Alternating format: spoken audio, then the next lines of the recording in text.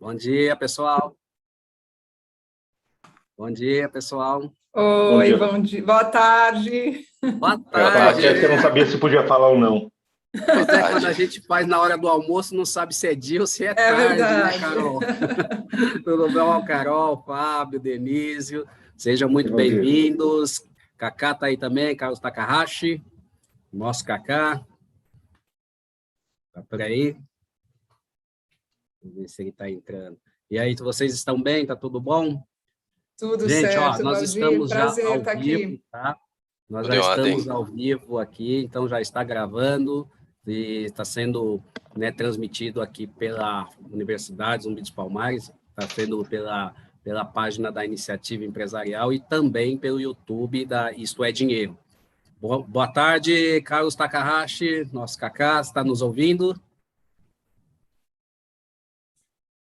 Acho que não. Acho que ele está com dificuldade de conexão. Não, acho que ele está travado. Congelou, né? Congelou.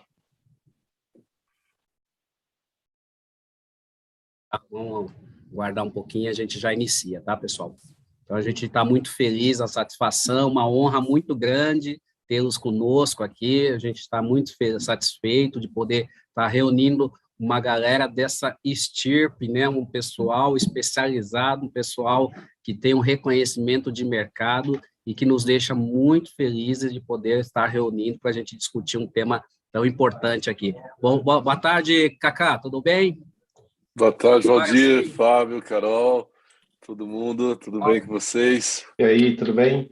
Tudo ótimo. Tudo bom. Estou aqui fazendo um bate-papo inicial, viu, Cacá? Falando um pouquinho a respeito aí da nossa a satisfação e nossa felicidade de tê-los conosco, né, nessa Semana da Consciência Negra, nesse evento das Jornadas da Diversidade, que ele é extremamente simbólico, extremamente importante, para a gente resgatar, refletir, né, a respeito de um tema muito importante no mercado, principalmente o mercado de trabalho, que a gente sabe onde que a gente tem que avançar bastante, e trazer vocês, né, que são extremamente importantes, são pessoas aí, formadores de opinião, são pessoas que estão no mercado e têm muito reconhecimento e a gente fica muito feliz. Então, rapidamente fazer aqui uma apresentação, falar um pouquinho de vocês e faço uma introdução e a gente vai num bate-papo, tá, gente? Conversando algo a respeito de alguns temas e vocês fiquem bem à vontade para abordar no sentido que vocês acharem melhor.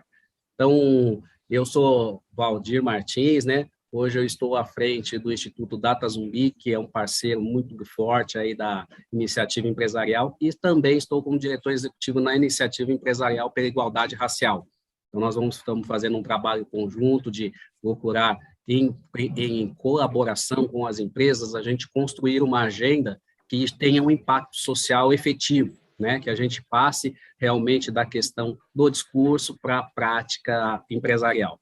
E no caso de hoje, a nossa mesa irá tratar de um tema extremamente importante, que é o ESG racial, a gente tem chamado dessa forma, tá?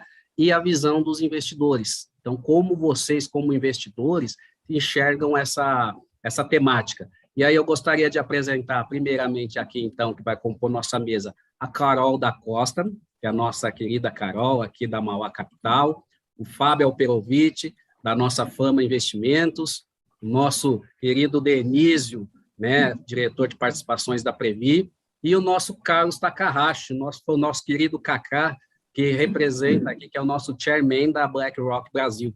Então, é muita satisfação tê-los conosco. E para iniciar esse nosso bate-papo, o que nos inspira é justamente observar que a questão da sustentabilidade, né, a questão da preocupação mundial das pessoas com a preservação ambiental, com a questão dos impactos sociais que são causados, né, em toda a dimensão, sejam por todos os agentes, mas que com algum impacto também pelas empresas, e a própria questão da governança. E no nosso caso específico, a gente percebe que a mudança de comportamento das pessoas e a questão da conscientização em relação a esse tema tem provocado uma necessidade de readequação das empresas para dar uma resposta à sociedade. E no caso específico do S, que é o nosso social, esse recorte étnico-racial na composição das empresas é muito importante. Então, nós vamos falar muito sobre diversidade e o recorte étnico-racial. E começando o nosso bate-papo, eu gostaria, né, de perguntar para vocês, e aí vocês ficam bastante à vontade para ir complementando a resposta do outro, tá, pessoal? E a gente vai um bate-papo mesmo. Queria começar colocando para vocês o seguinte, né? Hoje os investidores, eles buscam, né, empresas que tenham sólidas iniciativas de ESG, certo? Então, como que o investidor hoje consegue identificar, acompanhar e perceber que as empresas estão indo naquele caminho? E aí eu começo com você, Carol, nossa lady aqui na mesa, por favor, fique à vontade. Obrigada, Valdir, pela apresentação. Prazer estar aqui com o Fábio, Cacá, Dionísio. Enfim, é um prazer estar contribuindo para a iniciativa da Zumbi dos Palmares, projeto super bacana de vocês, Vicente, enfim, super abraço aí para vocês todos. Olha, Valdir, eu não sei se os investidores estão cobrando tanto, sabia? Eu vou aqui fazer uma provocação. Eu acho que o tema está em evidência bastante, ainda bem, muito, talvez, né, por iniciativas da sociedade civil. Depois vou deixar o Fábio explicar, por exemplo, um exemplo de uma iniciativa dessa, como o Pacto para a Igualdade Racial, né, que a gente está envolvido. Mas eu acho que a gente precisa materializar o tamanho do desafio aqui e trazer, já como é uma iniciativa empresarial, trazer as empresas para essa agenda, né? O investidor, principalmente o investidor institucional, depois vai ter aí, né, uma fala importante do Dionísio, tem uma participação significativa nas empresas, tem uma participação significativa nos negócios, pode ter poder de fogo para algumas cobranças, mas ainda o acesso a dados prejudica muito um olhar sistêmico para o tema. Então, eu tenho acompanhado, né, quando a gente fala, por exemplo, né, investidores buscando empresas, falando até com alguns fundos de pensão grandes, né, por exemplo, pegar, né, o fundo canadense, outros, né, a própria Previ aqui representada no grupo, existe uma cobrança por alguns números de inclusão, de gênero, pelo menos eu vejo, mas a gente ainda está muito aquém. E quando a gente vai falar de racial, então, a gente nem tem números. Então, de certa medida, existe um questionamento, mas a materialização está muito longe, né? As empresas fazem programas, né, hoje, voltados à atração de diversidade, mas eu gosto muito da fala do professor Hélio Santos, ainda a diversidade é trabalhada um pouco como salada de frutas, né? Que legal, tem um pouco de gente assim, um pouco de gente assado, que bacana, né? Tô representando a agenda. E a gente vê que estamos muito distante de uma verdadeira inclusão socioeconômica dessas pessoas no universo corporativo, para que isso possa se materializar em dados e informações que o investidor cobre. Então, acho que existe um discurso favorável, vou ser positiva aqui, né? Acho que existe uma consciência, um discurso favorável, mas do ponto de vista de materialização, a gente tem um longo caminho a percorrer. E aí eu quero chamar muito mais a oportunidade que a gente tem na mão das empresas, hoje, no primeiro lugar, do que dos investidores, porque os investidores, eles vão começar a buscar e valorizar à medida que você tem esses ativos, né, gerados e monitorados de maneira consistente.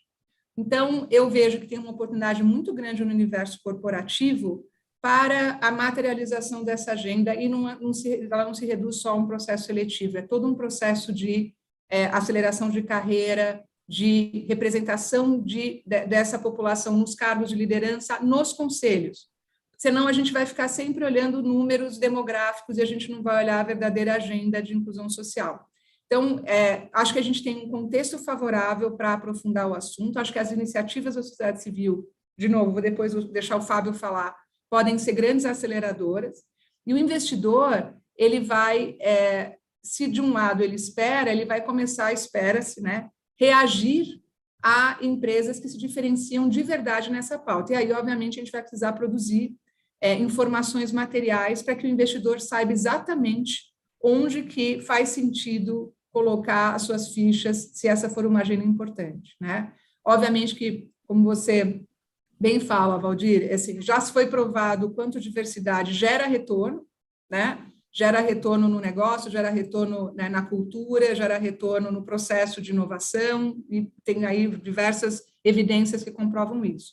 Mas a gente precisa começar a materializar isso, tanto do ponto de vista de quais dados que o investidor vai olhar para saber se, de fato, essas empresas estão comprometidas com a agenda para muito além só de atração, e do outro, um papel gigantesco, depois eu posso falar mais, eu estou aqui, eu não estou falando aqui lugar de fala, mas eu estou falando do lugar de quem vê muitas oportunidades mal aproveitadas no universo corporativo para que essa agenda racial se materialize.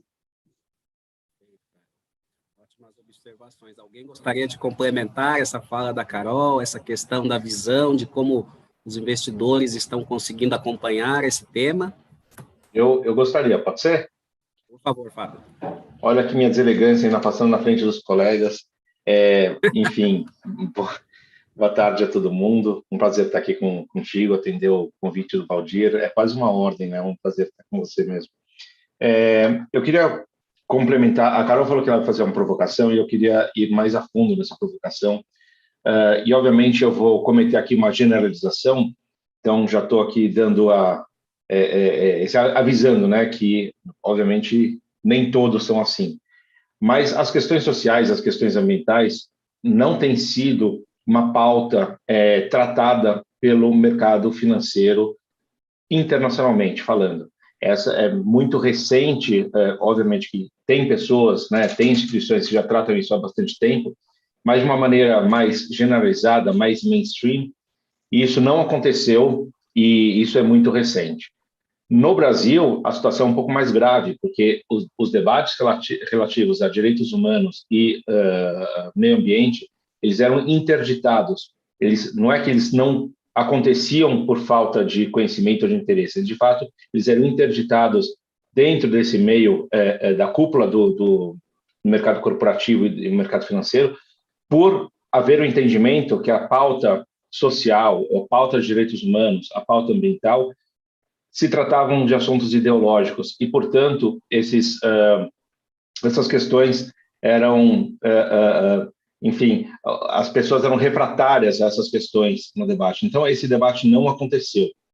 E ele, de repente, ele surge motivado por N questões ali, mas, inclusive, de um fluxo de capital muito grande, e, obviamente, isso acaba motivando o mercado financeiro a trazer esse debate para a pauta. Então, alguns começam a reagir por essência, outros por interesse, mas, de fato, esse assunto está um pouco mais presente nas discussões. Mas ele veio de uma maneira muito repentina. Então, especialmente no Brasil, onde você tinha uma interdição de pauta e, de repente, ele vira um assunto mainstream, o debate não é qualificado, o debate é pobre, ele é superficial. É quase que impossível você sair de um lugar onde esse assunto sequer existia, ou ele era um assunto proibido, para reflexões profundas que esse tema realmente merece. E para piorar ainda mais a situação, no Brasil, a gente tem desafios que não necessariamente, aliás, necessariamente não são os mesmos desafios internacionais. A gente vive um país em que tem a sétima maior desigualdade social do mundo, é um dos países mais racistas do mundo, se não for o mais racista do mundo. A gente é o país mais transfóbico do mundo, é o segundo entre o G20 que mais tem acidentes fatais de trabalho, e etc, etc, etc. Então, essas pautas especificamente não são tratadas ou são tratadas de maneira periférica nos grandes centros financeiros, Europa, Estados Unidos, e, portanto, quando a gente vai conversar sobre ESG no contexto brasileiro, a gente deveria estar incorporando as pautas brasileiras, mas isso não está sendo feito. Né? Então, muito se discute, por exemplo, pelas participantes que tratam de ESG no Brasil, muito se discute sobre mudança climática, que é uma pauta global. Muito se discute sobre empoderamento feminino, que também é uma pauta global, mas pouco se discute sobre desigualdade social, pouco se discute sobre equidade racial, pouco se discute sobre questões puramente brasileiras. Então, além da gente ter o desafio de introduzir a pauta ESG de uma maneira mais complexa e profunda que a pauta merece, a gente também tem que chamar atenção sobre a tropicalização dessa pauta, porque isso não vai vir de fora. O investidor inglês, holandês, canadense, etc., ele não tem 56% de negros nos seus respectivos países e, portanto, ele está desconectado dessas questões. A gente precisa trazer esse contexto a partir daqui, né, e não a partir de fora. Perfeito. Excelente, viu, Fábio? A gente... Muito bom aí. E até eu até incluiria alguma questão, um teminha nessa questão, justamente aí pedindo até para, se alguém quiser complementar, Denise e Cacá também, o que fazer nessa situação descrita pelo Fábio, né, e pela Carol, da questão de essa pauta ainda não está sendo tão levada tão a sério nesse aspecto aqui. Como que a gente reage a isso? Como que a gente pode impulsionar? Como que a gente pode fazer com que isso aí sofra aí, né, uma aceleração? Quem quiser falar, fica à vontade. Cacá, você começa aí, depois eu complemento aqui? Pode ser. Vamos Beleza. lá. Bom, primeiro, boa tarde aí para todo mundo. Valdir, é um prazer enorme, né? A gente se conhece há tanto tempo e, de repente, um tema tão relevante, né? Acabou nos proporcionando esse reencontro, né? Então, super obrigado pelo convite, muito bacana estar aí com você, ainda mais com essa turma aí de dedicados, abnegados e incansáveis, né?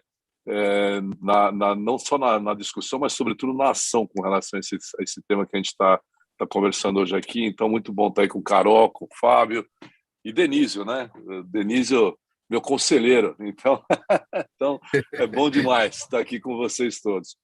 Mas, olha, primeiro, assim, eu ratifico completamente a fala da Carol e do Fábio, né? Acho que, de fato, a gente tem um desafio muito grande. A gente vê essa pauta toda ambiental, né? Ganhando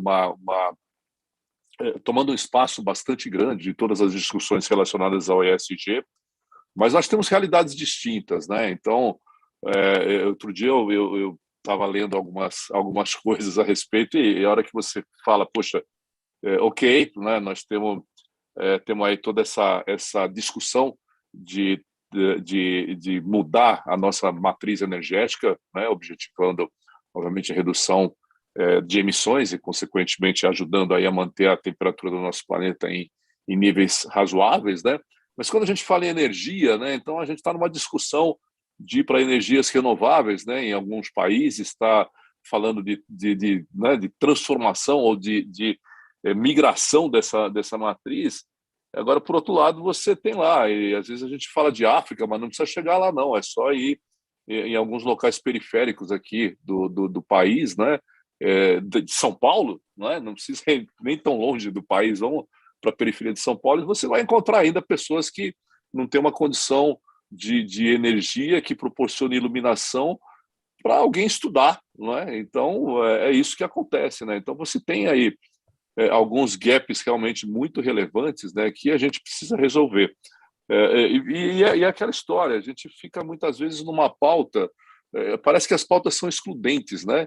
E as pautas têm que ser includentes. Então, quando a gente está discutindo, por isso que tem o ESG, quando você está falando de ajudar nas questões de estar a tempo e tratar adequadamente as questões climáticas, você está falando também, você vai para a governança e você vai para o social, você vai para as pessoas no final do dia, porque essa é uma pauta de pessoas, de gente. Não adianta nada você ter um planeta bacana se você não tiver pessoas habitando esse planeta, né? Então, nós precisamos também construir uma sociedade que tenha força o suficiente para estar aí tocando esse planeta adiante. Então, isso diz muito respeito, né? Aí, voltando aí a sua pergunta, né? A importância dos investidores, enfim, e quando eu falo em investidores, eu acho que a gente tem aí a relevância dos stakeholders todos, né?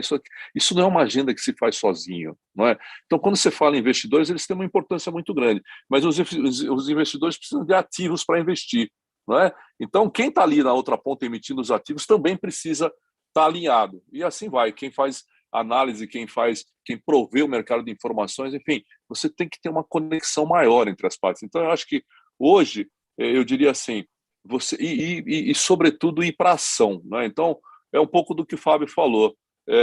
Isso aí estava um pouco em algum lugar, né? Em alguns lugares estava no coração do negócio, né? Como alguns que estão aqui nessa mesa, né? Não vou citar um por um, mas estava no coração das pessoas ou no coração da instituição, muitas vezes no coração da pessoa, mas não da instituição. Hoje isso mudou, mas ainda a gente precisa de mais profundidade, a gente precisa de mais ação. A profundidade leva a ação. Então, como a gente está na superfície, a gente não consegue ter solidez e consistência para uma ação para valer. E é o que a gente precisa. Então, assim, só para citar, né? A Carol comentou aí do Pacto Racial, né? Estamos lá envolvidos, quer pelas associações, quer diretamente pelas respectivas instituições, e tem uma pesquisa muito recente aí que logo vai ser publicada e de acesso aí de todo mundo que estiver interessado, mas a gente percebe, assim, isso é uma pesquisa feita junto com instituições financeiras, desde grande porte até as de menor porte, atuando em várias quer seja no atacado, plataformas independentes, gestoras, enfim, uma visão bastante ampla do mercado financeiro. E a hora que a gente olha, tem um lado bom do copo meio cheio, né? Porque não tem ninguém que não esteja interessado, né? Então, a hora que você vê lá a caixinha não tem interesse pelo assunto, é zero, né? E aí nós estamos falando de diversidade racial especificamente, tá? Só que, assim, quando a gente vai indo lá para ver o quanto de engajamento você tem, você vê que o nível de engajamento ainda é muito assimétrico e ainda falta muito de engajamento, que significa ação. Então, acho que a gente precisa fazer essa transição, né, do debate, do bom debate, da discussão, da inspiração, para ações mais efetivas. E tem como fazer isso. Né? E tem como fazer isso. Acho que, por hora, fico por aqui. Vamos embora. Denise, contigo, meu amigo. Obrigado, Cacá, meu amigo aí de longa data. Valdir também, grande amigo, obrigado pelo convite. Estendo aí o agradecimento ao professor Zé Vicente aí por todo o apoio, toda a luta. Prazer estar aqui com a Carol e com o Fábio nessa mesa tão bacana para debater. Deixa eu explorar 2 pontos aí, um da Carol e um do Fábio. A Carol vai explorar a questão dos dados, né? Muita dificuldade com dados aqui no Brasil, Valdir. Então, o que a gente faz? A gente estimula as empresas, falando especificamente da Previ, pelo seu tamanho, né? A gente estimula as empresas a construírem séries temporais. A gente está muito junto da Bloomberg, né? Das calculadoras da Bloomberg, para que isso seja de forma ampla disponibilizado, para que você consiga fazer contas, né? Essa relação direta e de que, por exemplo, a empresa com a métrica bacana em ESG entrega retorno, não é tão fácil de ver quando você vai para a base de dados. Correlação é diferente de causalidade, né? O professor Wesley, por exemplo, orientou uma dissertação na GV, que eu fui da banca, e é uma ginástica que você tem que fazer ali, de fato, para você extrair essa causalidade, dificuldade de dados para todos os lados. Um ponto aqui, Carol, de dados que a Previ faz anualmente uma seleção de conselheiros aqui, né? E, por exemplo, um dado, assim que eu cheguei aqui ano passado, né? Aí eu fui ver, como é que é aí a composição por raça, por exemplo? Não, a gente não tem esse dado. Mas por quê? A gente nunca perguntou, as pessoas também não declaravam, então a gente não conseguia compor aqui, por exemplo, quantos negros e pardos indicamos aí para os conselhos aí que a gente tem assento. A gente não tinha. Fala, por favor, vamos incluir, vamos tentar reconstruir essa base. O número é traço, né? Traço é muito baixinho, mas o de gênero a gente já tinha, temos os números aí. Mas uma coisa, por exemplo, a gente não tinha nessa informação aqui na nossa base, né? As empresas estão começando a fazer censo, muita coisa aí até que a própria Zumbi, né, de fazer um censo. Você vai na empresa de construção civil, ela vai falar, 80% da minha força de trabalho aqui é de negro e pardo. Pois é, na base é mesmo. Você vende pedreiro, pintor, mas no topo não tem nada. Quer dizer, como é que você vai construindo essas coisas, né? Atrás de série temporal, de dados, equalização de informação, parte ambiental. Acho que, como o Fábio colocou, está mais resolvida, vem muito lá de fora. A exposição da nossa carteira, por exemplo, tem muita indústria extrativa. A gente tem um risco de extração de óleo e gás, extração de minério de ferro no nosso portfólio. Então, a gente é muito acurado em determinados dados, mas a parte social aí realmente tem um caminhão de informações que a gente precisa construir para poder, de fato, chegar ali a causalidades interessantes para o investidor, como a Previ aí. Esse é um ponto, né? Em relação ao Fábio, eu acho que ele até tomou cuidado aí de não generalizar. A Previ está nessa jornada em 2005, desde 2005, né? A Previ foi convidada, pouca gente sabe, Kofi Annan convidou 20 fundos institucionais globais em 2005 para delinear o que hoje a gente conhece como o PRI, né? O PRI. A Previ estava lá, participou do GT e apoiou a construção desses princípios hoje aí que estão mais disseminados. Então, a Previ teve lá um protagonismo em 2005, foi a primeira signatária latino-americana, estava muito enfronhada no tema. Por diversos fatores, a gente acabou se distanciando e estamos agora tentando retomar, por exemplo, o protagonismo, né? Eu sou candidato ao conselho do PRI, o resultado sai agora no final do ano. Independente de ser eleito ou não, a gente vai tentar dar um pouco mais de dinâmica aqui. A Previ, pelo seu tamanho, ela pode fazer e deve fazer muito mais do que a gente está fazendo, Fábio. A gente tem a exata noção de que a gente está bem aquém do que poderia, estimulando iniciativas, tentando consolidar, talvez como que a gente está discutindo aqui hoje. Praticamente toda semana batem a nossa porta aqui diversas iniciativas. E o que eu coloquei para o time aqui, a gente tem que tentar fazer o seguinte, ó. É interessante para Previ assinar 200 documentos ou assinar 20 que de fato sejam efetivos, talvez menos seja mais, né? Unir esforços, e a preocupação é muito essa genuína, de ter base de dados, né? Para tomar a melhor decisão, e onde não tem dado, a gente pode usar o nosso peso, por exemplo, de voto, né? Acho que o Fábio comentou aí, a Previ, por dever aqui, é minha função, né? Autorizar participação nas assembleias, a gente vota em tudo, a gente está sempre presente, tentando melhorar a qualidade do voto, mas a gente percebe que vários investidores institucionais dentro das assembleias aparecem, que é a hora de você exercer o seu ponto, por exemplo, sobre cobrar lá o management, o conselho, por que não fez determinada coisa, não tem uma política de diversidade e inclusão, por exemplo, né? Então, eram esses pontos aí, Valdir, nessa primeira fala.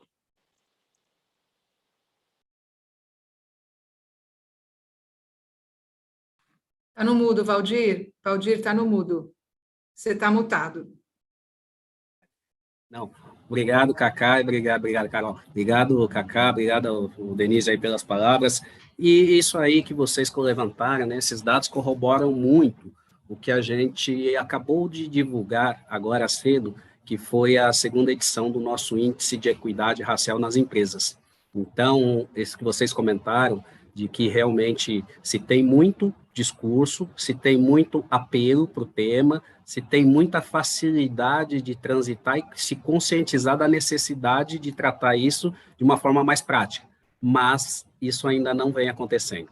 Isso, infelizmente, nós até um dado, só para vocês saberem, né, um dado do nosso levantamento, de 2020 para 2021, nós tivemos uma regressão no número de negros, né, nos conselhos de administração e nas altas lideranças, no universo do trabalho que nós fizemos aqui na iniciativa. O ano passado nós tivemos 23 empresas, esse ano 42. Então, nós tivemos uma regressão. Então, a gente demonstra muito isso que vocês comentaram.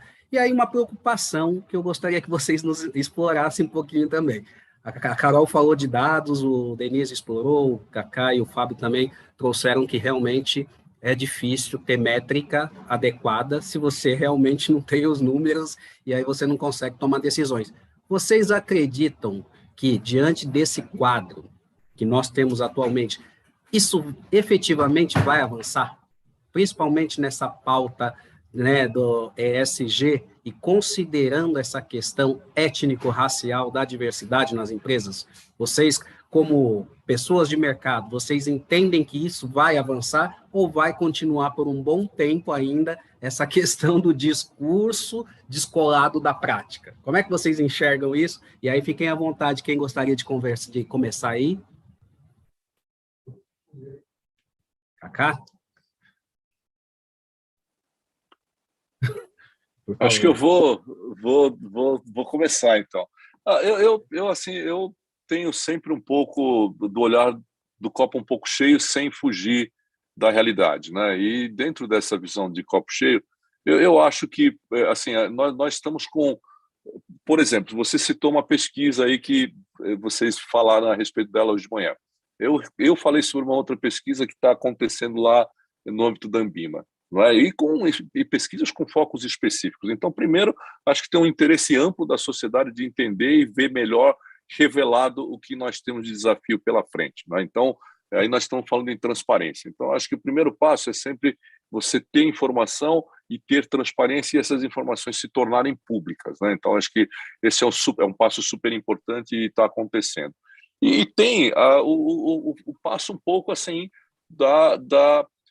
tem gente que usa de diversas formas essa frase, né? De que forma que você faz as suas mudanças, né? Então, tem ali um pouco de conveniência, tem um pouco de, né, e tem aquela coisa da consciência, né? Então, eu acho que assim não está ainda vindo totalmente pela consciência, infelizmente. Espero que a gente chegue lá, mas de fato as coisas estão ficando mais visíveis, né? E visíveis de que forma? Então, você tem investidores que hoje trazem esse tema, não é? Por que eu quero resultado? E eu sei que os melhores resultados no longo prazo, não é, são obtidos se você tiver boas práticas, né? E a diversidade está dentro das boas práticas, a equidade, a inclusão, isso tudo são elementos que fazem parte das boas práticas. E isso traz melhores resultados, não é? E a sociedade começa também a cobrar. Eu quero, não é? É só a gente olhar alguns eventos recentes que aconteceram no mundo corporativo e os impactos que esses eventos tiveram para as empresas, aqui e lá fora, né? Aqui e lá fora. Então, e provocando uma reprecificação da empresa. A gente acha que não tem métrica, né? Até outro dia eu estava falando, eu queria ver alguém que fizesse um comparativo das crises que as empresas tiveram das mais diversas naturezas, e quanto ela teve de impacto nos seus resultados, no nível de satisfação com relação à empresa e assim por diante. Com certeza, você vai ter elementos muito conclusivos e materiais nesse exercício, não é? Então, assim, nós estamos começando a fazer melhor esse exercício e esse acho que é o grande caminho. Acho que falta informação, sim, falta você ter informações agregadas, né, que deem consistência a ela, mas eu olho pelo copo um pouco mais cheio. A gente está pesquisando mais, a gente está estudando mais, está entendendo mais, está tornando isso mais público, está dando mais transparência e está fazendo uma relação de causa e consequência das coisas. Então, a jornada não é simples, é muito longa, mas eu prefiro olhar um pouco sobre a perspectiva do copo meio cheio. Apimentando aqui, né, Cacá, isso que você comentou, para jogar para o pessoal aí, os nossos especialistas, né? Porque se todo mundo diz que a diversidade traz resultados positivos, traz ganho para as empresas, você tem tanta dificuldade de implementar isso de uma forma mais célere. Como é que vocês enxergam? Posso pôr uma pimenta, Valdir? Claro. Vou pôr uma pimenta aqui. A gente pode falar bastante, acho que tem uma agenda importante, tanto de risco, reputação. Eu poderia aqui divagar sobre as oportunidades de negócio, né? Quanto que as empresas deixam passar oportunidades de negócio, de criação de mercados. Eu sigo muito um professor lá do Christensen Institute, o Efosa Ojomo, da Nigéria, e acompanho alguns cases de inovações criadoras de mercado. Então, você tem, né, a possibilidade de novos produtos, você tem a possibilidade de novos nichos de mercado. Você vê, a população negra em maior parte, a população mais empreendedora do Brasil e, ao mesmo tempo, a que mais é negada a crédito, né? A gente fala de um país que tem desafios gigantes socioeconômicos e as organizações são majoritariamente brancas, né? E representam uma facção, pelo menos a liderança, me refiro à liderança. Então, poderia divagar sobre todas as oportunidades também de negócio, que estão muito na mão das empresas. Mas eu acho que a questão principal é moral. E eu já escrevi isso no passado, né? Enquanto isso não for uma agenda de valores que vão ser encabeçados pela liderança, a liderança de uma organização tem que achar, desculpa o exagero, né? errado não ter diversidade. Quer dizer, não é só porque está me eximindo de potenciais riscos, ou porque está me gerando negócio, ou porque tem uma série de outros. É assim, é um valor. E a gente sabe o quanto que isso fez a sociedade avançar em vários temas que são, hoje, em alguns lugares, não imagináveis que um dia já se considerou. Né? Não preciso nem falar de escravidão, não preciso falar da questão de, por exemplo, o trabalho infantil, educação infantil compulsória, que em alguns países do mundo ainda não existe. Então, em algum momento, houve pessoas e lideranças que julgaram, naquele tempo e espaço, como sociedade, errado, imoral, que o comportamento fosse daquela maneira. E eu não estou filosofando aqui. A gente sabe que algumas empresas se diferenciaram muito em termos de branding, porque em algum momento, em algum tempo e espaço, elas disseram, não, isso a gente acredita, isso é um valor nessa organização. Então, enquanto isso não for um valor central na cabeça dos grandes líderes organizacionais, dos conselhos de administração, você pode dar de diversas razões, você pode falar de negócio, você pode falar de compliance, você pode falar de risco, mas a gente não vai avançar com a celeridade que a gente deveria, sendo um país majoritariamente negro, do ponto de vista, né, demográfico. Quando isso vira um valor, isso direciona investimento, isso direciona perfil de pessoas de contratação, direciona que tipo de produtos que a gente vai fazer, que tipo de pessoas a gente vai servir. Isso é uma escolha. As pessoas acham que os negócios estão estabelecidos, estão criados na pedra. Não, foram escolhas de um grupo de pessoas. Simples assim. Então, a gente tem como escolher isso como um valor, e, para mim, isso toda vez que tem uma mudança de CEO numa organização, ou uma mudança relevante de conselho, para mim é uma nova grande oportunidade. O que essa pessoa vai trazer? O que esse grupo de pessoas vai trazer? Porque está na mão delas, elas podem.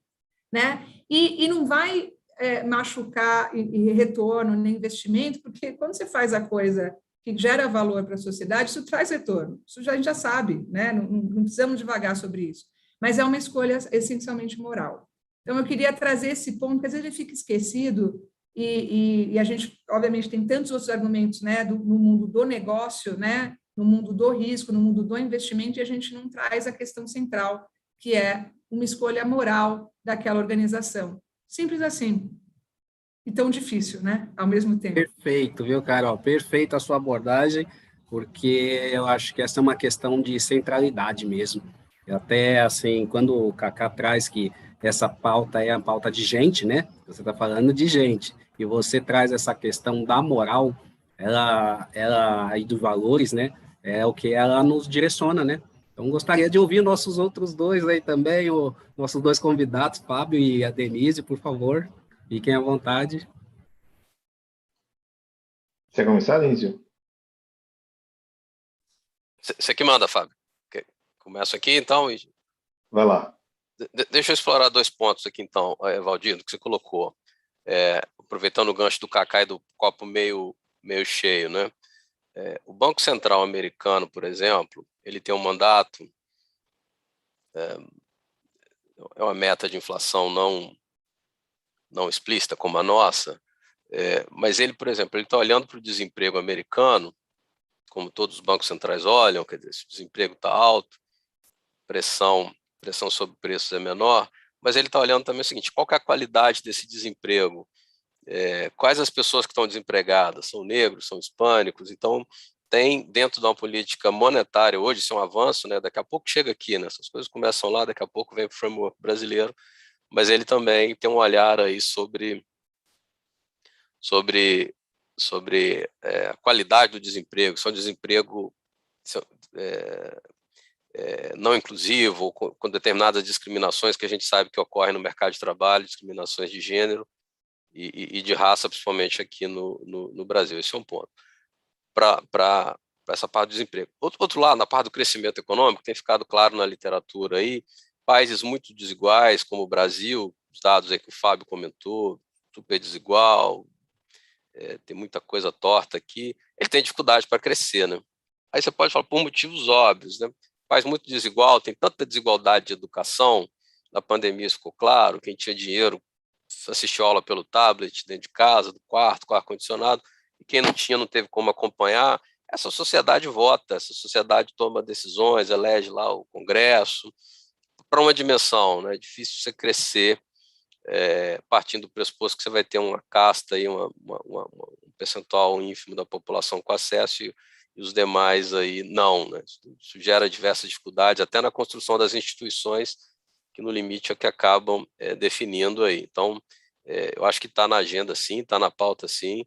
Acho que a Carol falou um ponto aí, para além de modelo econométrico quantitativo, o valor em si, acho que já fala, né?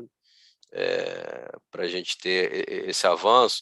Mas como essas coisas estão muito claras aí, Valdir, os investidores estão fazendo cada vez mais análise de pares, né? Então, por exemplo, quando eu estou na Vale do Rio Doce, tem muita gente que está na Rio Tinto, na BHP também, então todo mundo compara tudo, as empresas tentando ficar globais, listando aqui, lá fora, o mercado cada vez mais integrado. O Kaká sabe muito bem, fica montando ETFs mundo afora, essa informação circula, e o que é bom lá de fora tende a vir aqui, com as adaptações que o Fábio também colocou. O Brasil é diferente, tem que resolver por si aqui os seus problemas, mas eu também estou do lado aí do copo mais cheio, de uma agenda que avance, né? Rapidamente, para fechar, tem uma questão do lado da oferta, que a gente pode avançar, né? Você perguntou o seguinte, pô, se diversidade é bom, diversidade de ideias, né, para melhorar a qualidade do debate, de pessoas, né? Um país que tem tanta gente negra, um dia desses aí perguntando para uma investida nossa, falou, pô, você já fez a foto, você vende cerveja, né? Você ganha dinheiro vendendo cerveja. Que cerveja que você vende mais? Você vende mais para negro? Não tem que ir atrás de métrica, né, para descobrir como é que essas coisas são feitas. Mas a questão de forte e pesado investimento em educação, né? Melhorar a educação para que muita gente aí fala, no contrato negro, porque o cara não sabe falar inglês, ou não fez GV, não tem essa oferta, né? Tem que melhorar para ter uma oferta e depois não vai ter mais desculpa, né? Esse lado da oferta de mão de obra qualificada de negros aí é um ponto, tá? Encerro aqui e passo para o Fábio.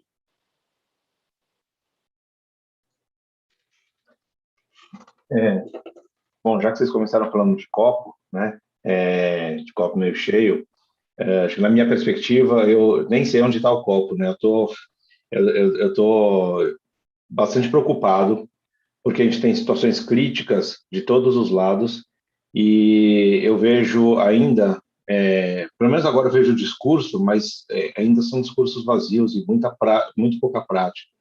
E a gente tem muitas urgências, né? Tem urgência climática, a gente tem urgência social, e não dá mais tempo para a gente fazer uma transição lenta para um mundo mais ético e moral, e eu concordo muito com a Carol, isso tudo é uma questão de moral e ética.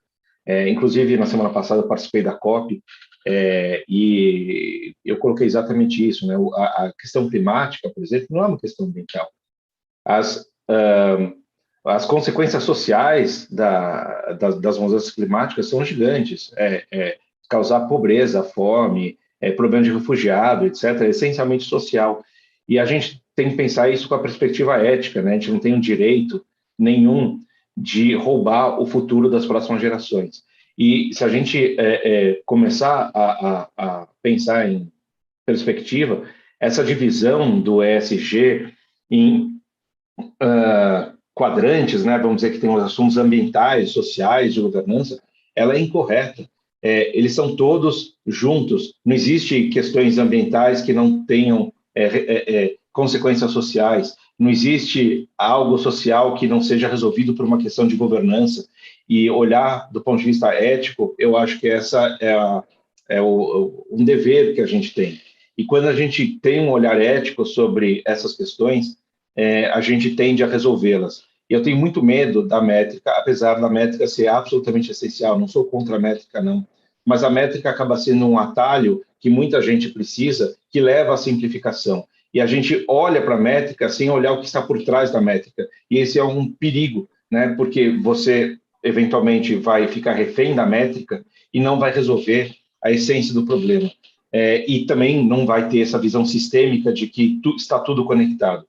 Então, eu acho que o que a gente é muito carente mesmo, e, de novo, reforço, a métrica é essencial, mas o que a gente realmente é carente é de um debate qualificado, de ter encontros e que a gente possa trazer as perspectivas sociais, ambientais, de ética, etc., para uma outra dimensão, né? E parar de achar que, ao uma empresa eventualmente ter ali um percentual X ou YZ de qualquer uma das métricas, o problema está resolvido. A gente tem que trazer essas questões para o âmago da situação e levando o debate para o mundo corporativo, aqui a gente tem que tratar da cultura corporativa. E se a cultura corporativa estiver adequada a uma questão moral, a uma questão ética, todos os indicadores vão se resolver por consequência. A própria empresa, a própria organização vai tratar de expelir e resolver os problemas que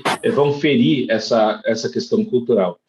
E quando a gente olha os macroindicadores, pode ser indicadores de emissão de carbono, ou pode ser indicadores de desigualdade, ou de diversidade, etc., nós não estamos avançando. Então, se todo mundo se fala como praticante ESG, então quem é que está fazendo mal para o planeta? A gente tem que colocar essas interrogações, porque senão a gente vira uma protagonista de uma fábula, né? Parece que a gente está caminhando, e de repente a gente vai dar com a cara na parede, vai olhar para trás e vai ser tarde demais para resolver uma série de questões, né? A gente precisa expor isso com transparência, e as instituições elas precisam ser de fato transparentes e transparecer suas vulnerabilidades, e é só assim que a gente vai avançar. Nas questões ESG, a tendência das companhias é querer mostrar o que é bom e esconder o que é ruim, e elas deveriam fazer o contrário, porque só expondo o que é ruim, a gente vai conseguir conversar sobre as soluções e ter um debate qualificado para fazer uma ponte para poder ajudar essas companhias. Então, enquanto tiver todo mundo se vendendo como eu sou, eu tenho meus processos adequados, eu sou isso, sou aquilo, a gente não vai ter o tratamento correto e endereçar essas questões. Muito bem. Nossa, que aula de vocês, hein, sobre esse tema. E eu até resgatando um caso, assim, né, vocês comentaram muito sobre a questão da moralidade, que a Carol comentou e o Fábio resgatou, o Denísio também comentou, o Kaká passou por ele também. Assim, eu estava lendo esses dias, né, concluí o livro do Gessé Souza, não sei se vocês tiveram oportunidade, que é Como o Racismo Criou o Brasil. E ele, justamente, a primeira parte do livro, ele trabalha sobre a construção dessa moralidade e dos valores brasileiros, né? Primeiro ele fala da construção dos valores e da moralidade ocidental, para depois chegar no Brasil e explicar o racismo, e isso que você estava comentando, viu, Carol? É muito legal. Gente, eu fico muito feliz aqui, mas infelizmente nós estamos chegando para o nosso final. O tempo passa muito rápido, né? E o tema é apaixonante e assim, as contribuições, a aula que vocês nos deram aqui com a experiência e com a abordagem de vocês de mercado, só engrandece a nossa compreensão sobre o tema e o nosso compromisso de manter esse fórum permanente, né? Esse fórum permanente de discussão, para que a gente possa ir trocando experiências, a gente acompanhando tudo que vem acontecendo no mercado, para que a gente saiba por que ainda o discurso está muito descolado da prática, para que a gente realmente tenha uma consistência maior, né, dos dados, como vocês trouxeram, e é fato. Acho que tem uma dificuldade grande, para que a gente pense realmente, de fato, nessas métricas que vêm sendo utilizadas por aí, né, para a gente saber se elas refletem ou não, e a gente realmente mudar essa moralidade, esses valores, que eu acho que é isso que é o importante. Então, gente, eu gostaria muito de agradecer vocês, sei do tempo de vocês, sei da agenda, eu sei quanto vocês tiveram que se esforçar para encaixar esse nosso evento aqui na agenda de vocês, e dizer que a gente fica muito grato mesmo pela contribuição, e a gente vai estar sempre aí, demandando vocês quando a gente puder, para que vocês possam nos trazer, nos ensinar muito sobre esse tema. Beleza, pessoal? Então, agradeço muito vocês aí, viu? Gente, eternamente grato por vocês, viu? Obrigadão aí, porque daqui um pouquinho a gente tem umas outras demandas. A gente tem programação de mesas o dia todo. Inclusive, eu até convido vocês, talvez vocês tenham interesse, nós vamos fazer uma mesa às 19 horas com as empresas de risco, né? risco corporativo, que são as seguradoras. Então, vai estar o Carlos de Paula, pela FenaPrev também, vai estar o Ângelo Colombo, da Swiss Re, vai estar a Tereza Moreno, lá da Prudential, e a Narelli, da Austral Seguradora. Então, nós vamos falar um pouco sobre o ESG, sobre esse prisma da segurança, do risco que isso pode trazer para a organização, que é um complemento disso que nós discutimos agora, né? Então, gente, eternamente grato, muito obrigado pelo apoio, pela consideração de vocês, e estamos à disposição, tá? Obrigado, viu, gente? Um abraço aí para vocês todos.